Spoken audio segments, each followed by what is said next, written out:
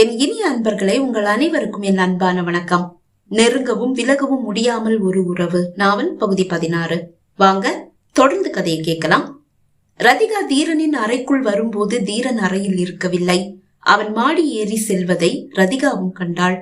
ஒருவேளை மொட்டை மாடிக்கு போயிருப்பாரோ என்று நினைத்தவளின் விழிகள் பட்டு சேலையிலிருந்து விடுபட விரும்பி அவள் வீட்டிலிருந்து கொண்டு வந்த அவளது பெட்டியை தேடியது. அதோ அந்த சுவர் அலமாரியின் அருகில் பெட்டி. சென்று அதை திறந்து இரவு உடை ஒன்றையும் டவலையும் எடுத்துக்கொண்டவள் குளியலறையை நோக்கி நடக்கும் போதுதான் படுக்கை அறைக்கு ஒரு பால்கனி இருப்பதையும் தீரன் ஒரு இருக்கை போட்டு அதில் விழி மூடி அமர்ந்திருப்பதையும் கண்டாள். இவர் இங்கதான் இருக்காரா? முணுமுணுத்தவள் சத்தம் இல்லாமல் குளியலறைக்குள் சென்று மறைந்தாள். குளித்துவிட்டு வெளியே வந்தவள் பால்கனியை பார்த்தபடியே படுக்கையை நோக்கி வர பால்கனியில் தீரன் இல்லை. எங்க போயிட்டாரு? முணுமுணுத்தவள் எங்கோ மோதிவிட திடுக்கிட்டு தலையை திருப்பி பார்த்தாள். அவள் எதிரில் தீரன் நிற்பதை கண்டு, சாரி, தெரியாம இடிச்சிட்டேன் என்று கூறி அவள் நகர அவள் கருத்தை பிடித்தவன், அதென்ன போகும்போதும் வரும்போதும் பார்வை அங்கேயே இருக்கு என்று கேட்டான். ஆஹா, இவர் கண்ணை மூடி உட்கார்ந்து இருக்காருன்னு நான் நினைச்சேன். கண்ணை மூடி இருந்தாலும் எல்லாத்தையும் பார்த்துட்டு தான் இருந்திருக்காரு போல. என்ன பேச்சையே காணோம்? இல்ல, அத்தை நீங்க ரூமுக்கு போயிட்டதா சொன்னாங்க. வந்து பார்த்தா காணோம். பார்த்தா பால்கனியில உட்கார்ந்து இருக்கீங்க. தூங்கிட்டு இருந்த மாதிரி இருந்தது. அதுதான் எழுப்ப வேண்டாமேன்னு சத்தம் இல்லாம உங்களை பார்த்துட்டே குளிக்க போனேன். திருப்பி வரும்போதும் உங்க தூக்கத்தை கலைக்க வேண்டாமேன்னு நினைச்சேன். தூங்குனாலும் நீ இருக்கிற இடத்துல கவனமா தானே இருக்கணும். இல்லனா கண்ணை எனக்கு தெரியாம அப்படியே நோண்டிட்டு போயிடுவியே. அவள் முகம் சட்டென்று ஒளி இழந்தது. தன் கரத்தை இழுத்து கொண்டவள், நான் ஒன்னும் திருடி இல்ல என்றாள். மீண்டும் அவள் கரத்தை பிடித்து இழுத்து தன் மார்போடு சேர்த்தவன், என்னோட இதயத்தை திருடிட்டு போனது நீதானே என்று கேட்டான். அவளால் அவள் செவிகளை நம்ப முடியவில்லை. அவனை வியப்போடு பார்த்தாள். என்ன அப்படி பாக்குற? அது பொய்யா? அவள் பதில் கூறவில்லை. ஒரு 4.5 வருஷமா என் மனசுக்குள்ள ஏறி உட்கார்ந்துட்டு என்ன பாடா படுத்திட்ட. மனசுக்குள்ள காதல வச்சுட்டு அதை வெளிக்காட்ட முடியாம தவிக்கிற தவிப்பு இருக்கே, அப்பப்பா, அது எதிரிக்கு கூட வரக்கூடாது. நான் உன்கிட்ட என் காதல சொல்லவே இல்லை, அதனால நான் அதை மறைக்கிறது நியாயம். ஆனா நீ உன் காதல என்கிட்ட வெளிப்படையா சொல்லிட்ட. அதுக்கப்புறமா என்ன என் மேல ஒரு கோபம்? அவள் பதில் ஒன்றும் கூறவில்லை. உன்னதான் கேட்டேன். கோபமா பேசி என்னுடைய மனசை காயப்படுத்துறதுல உனக்கு அப்படி என்ன சந்தோஷம்? அவன் அணைப்பில் தன்னையே மறந்து நின்றவளுக்கு நடப்பது கனவோ என்ற சந்தேகமே வந்துவிட்டது. தீரன் தன்னிடம் இவ்வளவு மென்மையாக நடந்து கொள்வான் என்று அவள் கனவிலும் நினைக்கவில்லை. இது எப்படி சாத்தியம்? உன்னதான் கேட்டேன். என்கிட்ட ஏன் கோபமா நடந்துகிட்ட? அதுவும் 4 வருஷம் கழிச்சு ஃபர்ஸ்ட் டைம் இங்க சென்னையில என்ன பார்க்கும்போது உன்னால எப்படி என்கிட்ட கோபமா நடந்துக்க முடிஞ்சது? என் மனசை நோகடிக்கிற வித்தையை எங்க கத்துக்கிட்ட? அன்று நடந்ததை இன்று கேட்கிறானே, எதையும் மறக்கவில்லையா? உன்னதான் கேட்டேன். அவனை ஆழமாக பார்த்தவள், உங்களுக்கு என்ன பிடிச்சிருந்தது? ஆனா பிடிக்கலன்னு போய் சொல்லி என்னுடைய மனசை நீங்க காயப்படுத்தினதை மறந்துட்டீங்களா? சிரித்தவன், எனக்கு உன்னை பிடிச்சிருக்குன்னு நான் ஒரு நாளும் உன்கிட்ட சொல்லலையே. நீங்க சொல்லணும்னு அவசியம் இல்லைங்க, அது எனக்கே தெரியும். ஃப்ரெண்டுக்கு மட்டும் காதலிச்ச பொண்ணுடைய மனசை நோகடிக்க கூடாது, அது அவளால தாங்கிக்க முடியாது, அப்படி இப்படின்னு உபதேசம் பண்ணீங்க. உபதேசம் எல்லாம் ஊருக்கு மட்டும்தானா, உங்களுக்கு இல்லையா? நீ என்ன சொல்ற எனக்கு புரியல. அவளிடம் பேசும் போதும் அவளது அழகான கண்களையும் இதழ்களையும் கன்னங்களையும் எடுப்பான நாசியையும் சங்கு போன்ற கழுத்தையும் அவன் விழிகள் ரசிக்கவே செய்கிறது. அதன் மீது ஆசையாய் மேயவும் செய்கிறது. அவன் ரசிப்பதை ரசித்தபடியே அவள் பேச்சை தொடர்ந்தாள். உங்க ஃப்ரெண்டு அவங்க வீட்டுல அவளுடைய காதலை ஏத்துக்கலன்னு காதலியை விட்டு பிரிஞ்சத விமர்சனம் பண்ணீங்களே, அத சொன்னேன். ஓ, அன்னைக்கு கார்டன்ல? ஆமா. அன்னைக்கு நீ அங்கதான் இருந்தியா? அங்கேயே தான் இருந்தேன். நீங்க பேசினதெல்லாம் கேட்டுட்டு தான் இருந்தேன். அதெல்லாம் கேட்டதுக்கு அப்புறமா உங்களுக்கும் என்ன பிடிச்சிருக்கு, நான் தைரியமா உங்ககிட்ட என் காதல வந்து சொல்லலாம், நோ சொல்ல மாட்டீங்கன்ற நம்பிக்கையோட என்னோட வெக்கத்தை விட்டு உங்க பின்னாடியே வந்து என்னுடைய காதல சொன்னா முகத்துல அடிச்ச மாதிரி பிடிக்கலன்னு சொல்லிட்டீங்க. என்னுடைய மனசு எப்படி துடிச்சிருக்கும்? அந்த கோபம் தான் உங்க மேல. அதை என்னால மறக்க முடியல. உங்களையும் தான். அது புரியுது. ஆனா ரதி, நான் தான் உன்னை காதலிக்கிறதா எப்பவுமே சொன்னதில்லையே. காதலிக்கிறதா சொல்லிட்டு அதுக்கப்புறமா உன்னை பிடிக்கலையான்னு சொன்னாதானே நீ கோவப்படணும். உன்னுடைய கோபத்துல நியாயமே இல்ல. சரி, அப்படியே வச்சுக்கலாம். ஆனாலும் என்னுடைய கோபத்தை என்னால விட முடியல. அவளை இன்னும் இறுக்கமாக கட்டி கொண்டவன், சாரி, அதுக்காக உன்கிட்ட மன்னிப்பு கேட்க நான் தயாரா இருக்கேன். Really sorry. அவள் கன்னத்தை மெல்ல நெருங்கியவன், உன்னை எனக்கு ரொம்ப பிடிச்சிருக்கு. நான் உன்னை உயிரா நேசிக்கிறேன். உன்னுடைய இந்த அழகை என்னுடைய இளமை பசிக்கு விருந்தாக்க என்னுடைய உடலும் மனமும் துடிக்குது. ஆனா ஏதோ தடுக்குது என்று கூறியவன் அவளை ஆழமாக பார்த்தான்.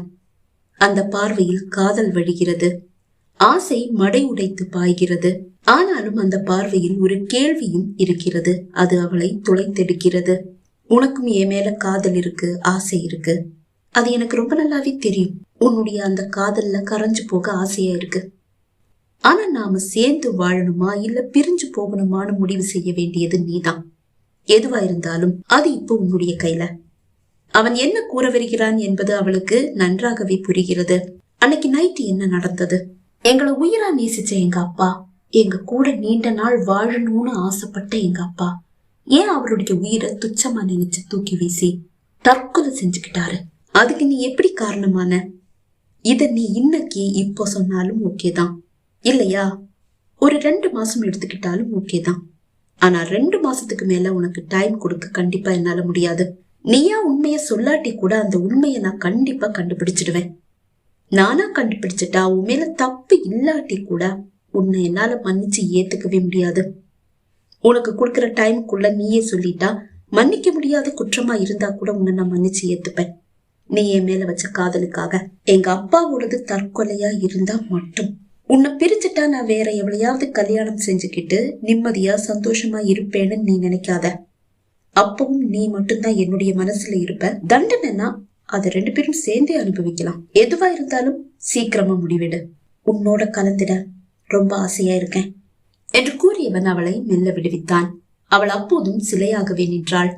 இப்படி ஒரு பரீட்சை தனக்காக காத்திருக்கிறது என்று அவள் கனவிலும் நினைக்கவில்லை. தன் மீது இருக்கும் கோபத்தில் தன்னை வார்த்தையால் நூகடிப்பான். சில சமயம் அவன் கரத்தின் சூட்டை கூட தான் அறிய நேரும் என்றுதான் அவள் நினைத்தாள். ஆனால் அதற்கு எதிர்மறையாக அன்பையும் காதலியும் அல்லவா அவள் மீது பொழிகிறான். அதையே ஆயுதமாக மாற்றியும் இருக்கிறானே. இதைவிட கொடிய ஒரு தண்டனை வேறு என்ன இருக்க முடியும்? மெல்ல நடந்து மேஜையின் அருகில் வந்தவன் ஏசி ரிமோட்டை எடுத்து ஏசி குளிரை ஏற்றிவிட்டு சென்று படுக்கையில் சாய்ந்து போர்வையை எடுத்து போர்த்தி கொண்டான். அவள் இப்போதும் அவனை இமைக்காமல் பார்த்தபடி சிலையெனவே நிற்கிறாள். ஆனால் அவன் ஏற்றிவிட்ட ஏசி குளிர் அவள் உடலை துளைக்கிறது. அவள் உடல் லேசாக நடுங்க ஆரம்பித்தது. அதை பார்த்தபடியே படுக்கையில் சாய்ந்திருந்தவன், இப்படியே நின்னுட்டு இருந்தா எப்படி? வா, வந்து படு. நீ உண்மைய சொல்ற வரைக்கும் என்னுடைய ஆசைகளை கட்டுப்படுத்திக்கிட்டு உனக்காக காத்திருப்பேன். வந்து படு. கரத்தை நீட்டி அவன் அழைக்க தன் நிலைக்கு வந்தவள் விரக்தியாக சிரித்தாள். 2 மாசம் எல்லாம் காத்திருக்க வேண்டிய அவசியமே இல்ல. 2 வருஷம் காத்திருந்தாலும் என்கிட்ட இருந்து உங்களுக்கு எந்த உண்மையும் கிடைக்க போறதில்ல. 2 மாசத்துக்கு பிறகு நீங்க என்ன முடிவை எடுப்பீங்களோ அதை இப்பவே நீங்க எடுக்கலாம். நாம இப்பவே பிரிஞ்சிடலாம். நோ, நான் உனக்கு 2 மாசம் டைம் கொடுத்ததுதான். அதுல எந்த மாற்றமும் இல்ல. அது வரைக்கும் நீ என் கூட தான் இருப்ப. வா, வந்து படு. வேண்டாங்க, உங்க கூட ரொம்ப நெருங்கிட்டு விலகி போறது ரொம்ப கஷ்டம். அந்த வலியை என்னால சத்தியமா தாங்கிக்க முடியாது. இந்த 2 மாசமும் நான் தனியாவே இருக்கேன். அதுதான் உங்களுக்கும் எனக்கும் நல்லது. நான் கீழே படுத்துக்கிறேன் என்றவள் தலையணையை எடுப்பதற்காக அவன் அருகில் வந்தாள். போர்த்தி இருந்த போர்வையை அகற்றி அவள் தன் அருகில் படுக்க இடம் கொடுத்தான். அதை பொருட்படுத்தாமல் அவள் தலையணையை எடுத்தாள். அவன் தடுக்கவில்லை. ஆனால் அவன் விழிகளில் கோபம், காதல் கலந்த கோபம். அதை கண்ட பின் எப்படி விலகிச் செல்வாள்? அவன் அருகில் அவள் சாய கரத்தை நீட்டி அவளை தாங்கிக் கொண்டவன் அப்படியே வாரி தன் மார்போடு சேர்த்த பின் போர்வையை அவளுக்கும் சேர்த்து போர்த்திவிட்டு அவளை இன்னும் இறுக்கமாக கட்டிக்கொண்டு விழிகளை மூடிக்கொண்டான். அவளது மூச்சே நின்று போனது.